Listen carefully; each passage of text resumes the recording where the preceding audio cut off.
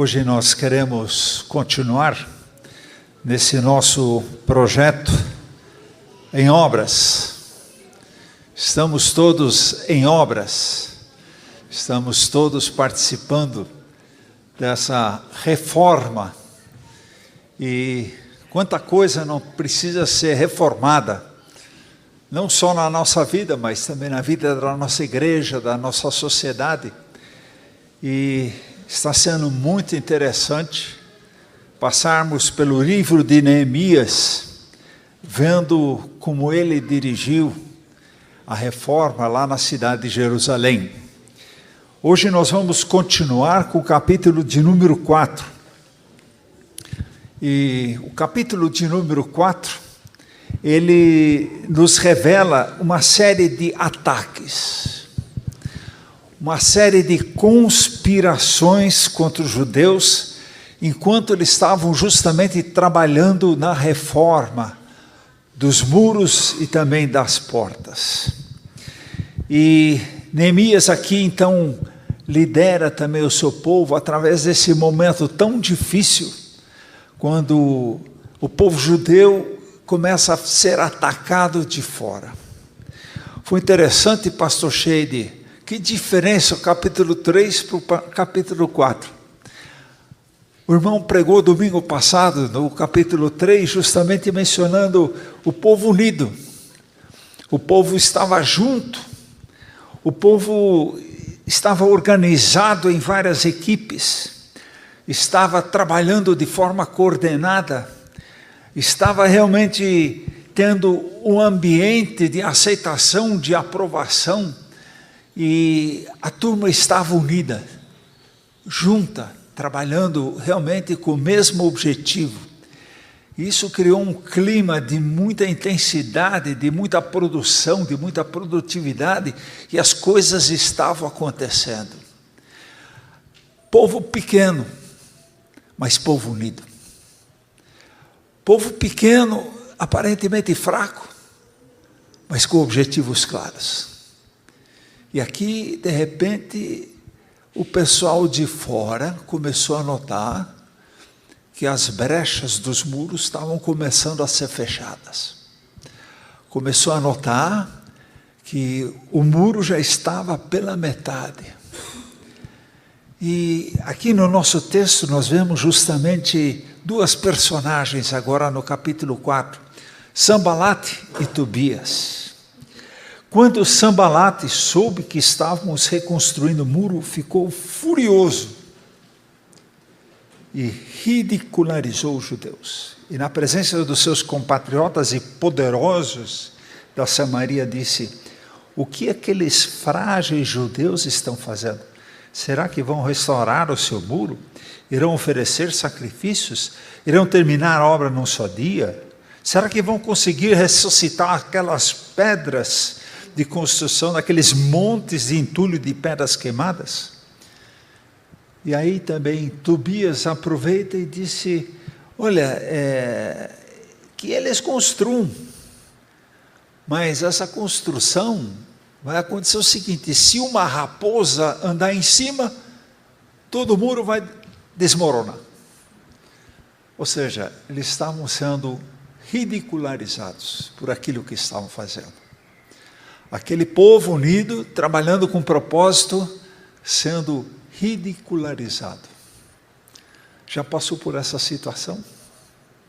Quando você se empenha, você faz de tudo, você quer o melhor, você quer fazer a vontade de Deus, e quando de repente as pessoas começam a ridicularizar aquilo que você faz. Que sensação! Era para quê? Para trazer desânimo. Para trazer desânimo. Se tem uma coisa que atrapalha a obra de reconstrução, é quando vem o desânimo. Mas aqui a gente vê Neemias agindo. E é interessante que o que estava incomodando? Povo pequeno, aparentemente fraco, fazendo uma obra impressionante. Povo pequeno, aparentemente fraco, mas fazendo uma obra tremenda. E Paul Freston, ele escreve: quantas vezes a chave da história esteve nas mãos das minorias dedicadas. Não é a multidão, não é o povão, não é a massa que vai fazer mudança. A chave da história muitas vezes está o quê? Nos pequenos grupos, nas pequenas organizações de poucas pessoas, mas trabalhando com foco, trabalhando com objetividade. E essas sim mudam a história. Essas mudam a história. Não é massa, não é grandes quantidades, mas são os pequenos grupos organizados. Eu confesso, eu nunca tive problemas de trabalhar com pequenos grupos. Nunca tive problemas de, precisava ter muito mais gente. Não. Os pequenos grupos organizados, com uma direção com foco, alcançam muito. E a história muitas vezes foi mudada por pequenos grupos. A gente sabe de missionários dedicados ano após ano para pregar o Evangelho. E é interessante, aparentemente nada acontece. Anos a fio, nada acontece. Mas essa perseverança, essa persistência de crentes sinceros que perseveram. E aqui tem um segredo na vida espiritual. Não existe grandes vitórias na nossa vida espiritual se nós não perseverarmos, se nós não insistirmos. Porque as coisas na nossa vida espiritual e também as grandes transformações espirituais, as grandes reformas espirituais não vão acontecer quando eu quiser ou quando eu fizer. Elas vão acontecer quando Deus quiser, no tempo e na vontade de Deus. E nós não conhecemos o tempo, a vontade de Deus claramente, muito menos o tempo de Deus. Por isso é tão importante perseverarmos. E nessa perseverança, às vezes, vem períodos difíceis, como eles estão passando aqui. Períodos de quê? Períodos de ridicularização. Onde que a fé, onde que a iniciativa, onde todo o trabalho deles estava sendo ridicularizado. Para quê? Para serem desanimados.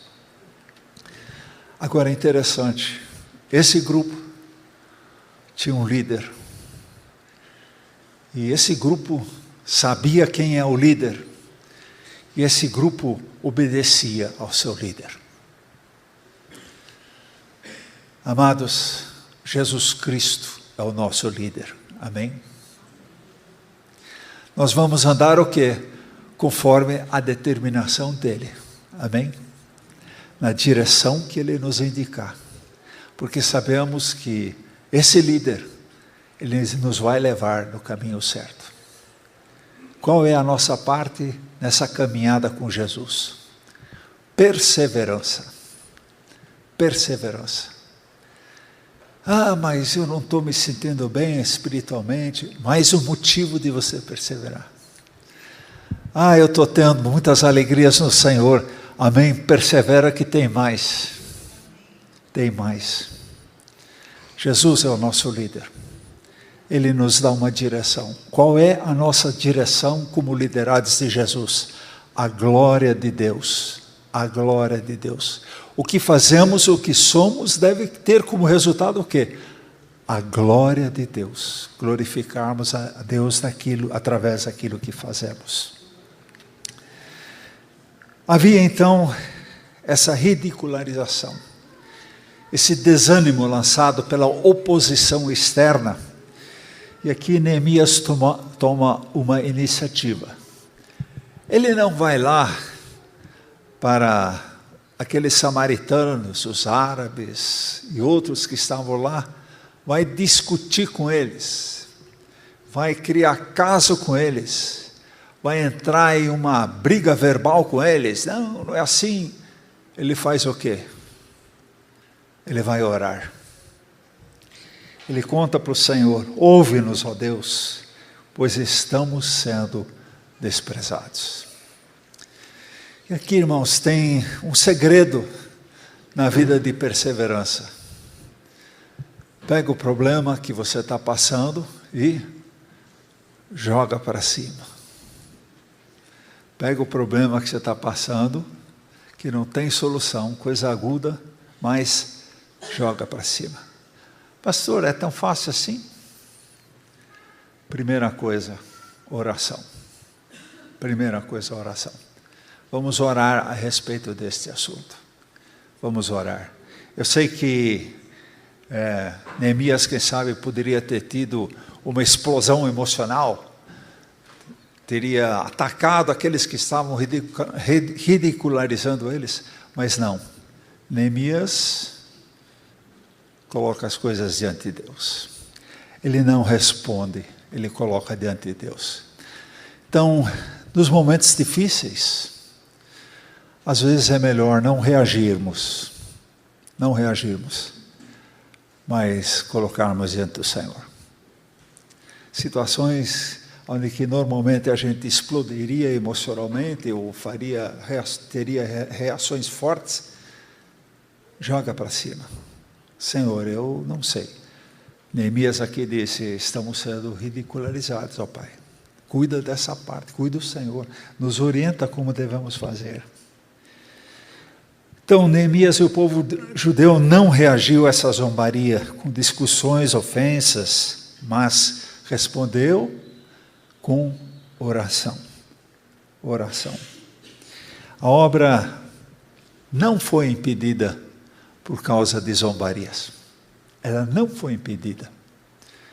Por quê? Porque Neemias orou. Pediu a direção do Senhor, a obra não parou. Neemias relata ao pai a situação que eles estavam passando e pediu a intervenção de Deus. E é interessante, Deus interveio no momento dele, né? Então, a segunda qualidade na vida cristã: primeiro, oração; em segundo lugar, perseverança. Não para. Continua caminhando, vai. Ah, mas eu não estou vendo nada pela frente. Caminha pela fé. Deus vai dar a solução. Continua andando, não para. É interessante isso, essa perseverança e não parar. E aí a gente é lembrado de Isaías 40:31.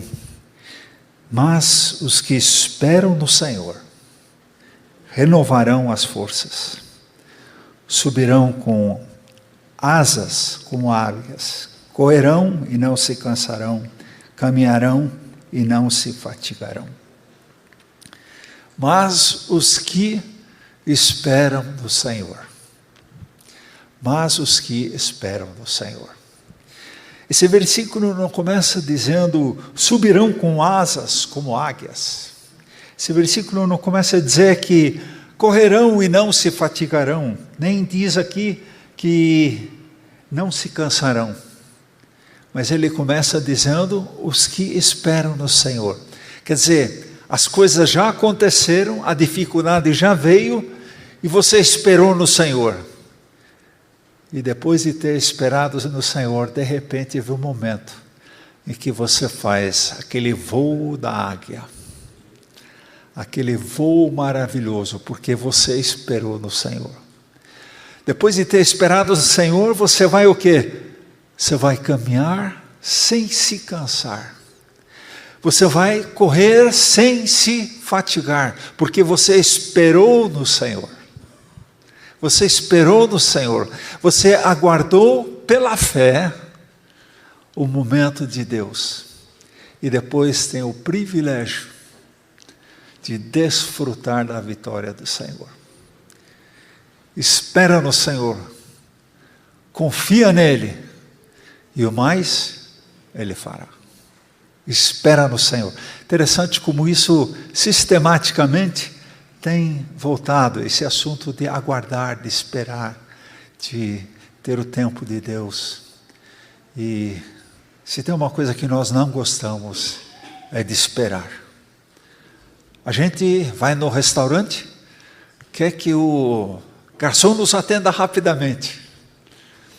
A gente quer ir no banco, quer ter... Aí é o privilégio dos mais maduros, certo, Valdomiro? Queremos a nossa fila, para sermos atendidos rapidamente. E enfim, tudo tem que acontecer rápido na nossa vida. Mas você já percebeu que a sua vida é esperar? A gente espera para tudo. Esperar. Agora, não é esperar em vão. É esperar no Senhor. Esperar no Senhor. Neemias, então, anima o povo dele para que as forças voltem. E diz o texto, e sucedeu que ouvindo Sambalat e Tobias e os árabes amonitas e os asdosditas, que tanto iam crescendo a reparação dos muros de Jerusalém, que já as rupturas se começaram a tapar, iraram-se sobremodo. De fato, as pessoas não entendem o que acontece às vezes com o povo de Deus. O povo de Deus é diferente. O povo de Deus não reage intempestivamente, mas interessante, com o povo de Deus as coisas poucas vezes são a curto prazo. Com o povo de Deus, muitas vezes é a médio e a longo prazo. E aqui o povo está trabalhando lentamente, são poucos, mas a obra está indo. Os muros estão sendo reconstruídos, e aqui Sambalat e Tobias olharam para aquilo e ficaram irados. Mas como assim? Não pode ser. Agora vamos tomar uma ação. Aí juntaram os povos em volta para formar um exército. E formaram um exército muito poderoso. Para quê? Para atacar os judeus. E aqui começou um plano secreto. Nós vamos entrar pelas muralhas onde for possível, e nós nos vamos misturar entre o povo, e enquanto nós nos misturamos com o povo, em determinado momento nós atacamos eles lá dentro. Esse era o plano secreto. Mas interessante, às vezes o mundo engendra planos, e para quê? Para se opor à obra do Senhor, ao crescimento da obra do Senhor. Mas aqui aconteceu que houveram 10 avisos, onde o povo judeu ficou sabendo do segredo do ataque que eles tinham contra eles. E Deus então frustrou o plano de Sambalat, de Tobias, de todos aqueles povos. E imediatamente Neemias então prepara o povo para a guerra. Colocou guardas em todo lugar, colocou proteções em todo lugar, para que eles estivessem prontos para rebater o ataque. E novamente, quando então ficaram sabendo que os judeus tinham descoberto o plano secreto do ataque, eles desistiram do ataque. E todos voltaram para o seu trabalho no muro. É interessante que Deus aqui então intervém. E é interessante também que Neemias, ele avisa: não os temais, lembrai-vos do grande e terrível Senhor, e pelejai pelos vossos irmãos, vossos filhos, vossas mulheres e vossas casas. O inimigo pode ser poderoso. Os exércitos podem estar se formando. Mas Deus dá essa ordem. Não temais. Não temais. Paulo sentia medo também. Sentia medo dos ataques que sofria, mas ele ia em frente. E quantas vezes o medo tira a nossa iniciativa? Quantas vezes por causa de medo perdemos a oportunidade de abençoar muitas pessoas? E aqui a ordem de Neemias para o seu povo é: não tenham medo. Gente, coragem, coragem, não tenham medo. Vamos enfrentar, vamos nos preparar, vamos estar alertas. E aqui vem mais um segredo, que é a vigilância. Vigilância. Vida cristã está muito ligada à vigilância também. Vigiai e para não entrar em tentação. A vigilância. E aqui então Neemias chama o seu povo para a vigilância. Por que vigilantes? Porque nunca sabemos exatamente quando o inimigo vai atacar. Quando o inimigo vai atacar. No quartel existe sempre pontos de vigilância, certo, irmão Werner? O pessoal fica lá parado, e a gente fica pensando: não estão fazendo nada, estão passando o dia inteiro fazendo nada. Momentinho, não é que estão fazendo nada, estão vigilantes, porque a qualquer momento, pode ser 7:30 da manhã de sábado, pode ser 2 da manhã de domingo, pode ser 8 horas da manhã da quarta-feira. A qualquer momento pode acontecer o quê? O ataque. Então, crente anda de radar ligado, certo? Está sempre atento. Está sempre atento, porque pode ser a qualquer momento.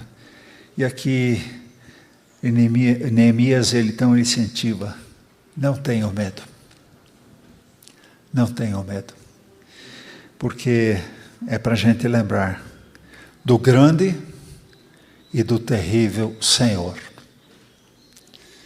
Grande para nós, terrível para os inimigos. Terrível Senhor. Deus é bom, mas também Deus é justo. Deus é um Deus que age no momento certo, intervém no momento certo. Assim como interveio aqui, e assim como pode também, no momento certo, intervir na sua vida. E sucedeu que, ouvindo os nossos inimigos, que já o sabíamos do segredo, e que Deus tinha dissipado o conselho deles, todos voltamos ao muro, cada um à sua obra. É um momento sério, mas é nesse momento que a gente experimenta também a bênção da obediência à vontade do Senhor e depois a vitória. Porque o Senhor peleja por nós. E assim nós vemos Deus concedendo essa vitória sobre esses ataques que eram para ser fulminantes. E Deus concede então vitória ao seu povo.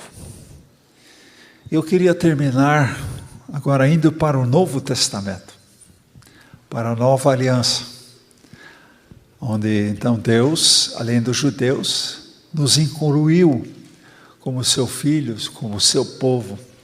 E hoje fazemos parte do povo de Deus. E lá nós lemos em Efésios 6, no demais, irmãos meus, fortalecei-vos no Senhor e na força do seu poder. Revesti-vos de toda a armadura de Deus, para que possais estar firmes contra as astutas ciladas do diabo. Porque não temos que lutar contra carne e sangue, mas sim contra os principados, contra as potestades, contra os príncipes das trevas deste século, contra as hostes espirituais da maldade nos lugares celestiais. Portanto, tomai a armadura de Deus, para que possais resistir no dia mau, e havendo feito tudo, ficar firmes. Estai, pois, firmes, cingidos os vossos lombos com a verdade, vestida a couraça da justiça e calçados os pés da pregação do evangelho da paz, tomando sobretudo o escudo da fé, para que podereis apagar todos os dardos inflamados do maligno. Tomai também o capacete da salvação e a espada do Espírito, que é a palavra de Deus. E aqui, orando em todo o tempo, com toda oração e súplica no Espírito, e vigiando nisto, com toda a perseverança e súplica de todos os santos. Como crentes nós somos chamados a também, assim como o povo estava, com uma mão construir e com outra mão segurar a arma. E Neemias instruiu o povo assim para terminar a obra. Uma mão trabalhando para edificação e outra mão segurando a arma para a defesa. Para a defesa. E Paulo trata isso de uma forma diferente, ele dá o exemplo de uma couraça, de uma armadura de Deus. Crente é para andar de armadura. Crente é para andar preparado para quê? Para a luta espiritual. E aqui Paulo define realmente o porquê devemos estar atentos e preparados na luta espiritual. Porque a nossa luta não é contra carne nem sangue, mas a nossa luta é contra principados, contra potestades, contra príncipes das trevas deste século, contra as hostes espirituais da maldade nos lugares celestiais. E aí Paulo diz, portanto, tomai toda a armadura de Deus, para que possais resistir no dia mau, havendo feito tudo e ficar firme. Amados, nós estamos numa luta incansável, que não termina nunca, que é a luta contra o pecado. Essa é a nossa luta. E a oposição, os ataques vêm de todo lugar, da mídia, da propaganda, dos costumes, agora das escolas, e a gente fica pensando como é que vamos fazer isso. Vigiai, orai. Por outro lado também devemos estar armados, e armados com as armas espirituais. Porque a nossa luta não é material, não é contra pessoas, não é contra carne nem sangue, mas nossa luta é espiritual. E só é possível vencer essa luta espiritual se nós nos tornamos seres espirituais. E para nós nos tornarmos seres espirituais, nós temos que nascer o quê? Espiritualmente. De que forma? Quando nós nascemos de novo em Cristo. Em Cristo. Como é triste nós vermos a caminhada no mundo, as tristezas que as famílias do mundo têm que passar, porque não conhecem a Cristo, não têm armas espirituais, não têm reconhecimento da realidade e são como que cegados pela influência maligna no mundo. Então nós precisamos o quê? Ter discernimento espiritual. Para isso temos que usar o que? A armadura de Deus, para estarmos preparados contra as ciladas do inimigo. Os inimigos são fortes e são poderosos. E que Deus realmente nos dê forças, sempre de novo nos anime e dê forças para continuarmos a reforma, amém? Continuarmos a reconstruir os muros, continuarmos a reconstruir a nossa vida, para que realmente possa novamente ser um lugar seguro, Jerusalém se tornar uma cidade segura, Jerusalém se tornar o que? Uma cidade nobre, de respeito na sociedade, né? Amém? Vamos ficar em pé e orar.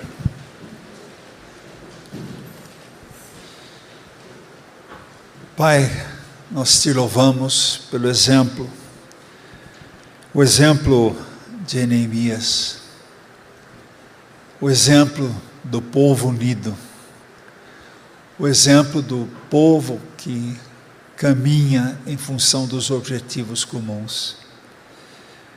Meu Pai, obrigado pelo exemplo que aprendemos hoje, o exemplo de orar, o exemplo de trabalhar, o exemplo de vigiar. Ajuda-nos, Senhor, a, em primeiro lugar, nas dificuldades, nos ataques externos, nas nossas lutas, em primeiro momento, orar ao Senhor, pedir a Tua direção. Ajuda-nos a não pararmos o trabalho por desânimo, mas a perseverarmos no trabalho que o Senhor nos tem dado. E também ensina-nos, Senhor, a importância da vigilância, de se não sermos vítimas de engano, vítimas de desprezo, mas de estarmos atentos, nos antecipando espiritualmente aos ataques. Abençoa, Senhor, também a nossa igreja, nessa caminhada da reforma, nessa caminhada de mudança, de transformação. Abençoa, Senhor, a cada membro da nossa igreja. Abençoa, Senhor, a cada visitante da nossa igreja, que possa experimentar essa graça, essa bênção do Senhor. Em nome de Jesus. Amém. Amém.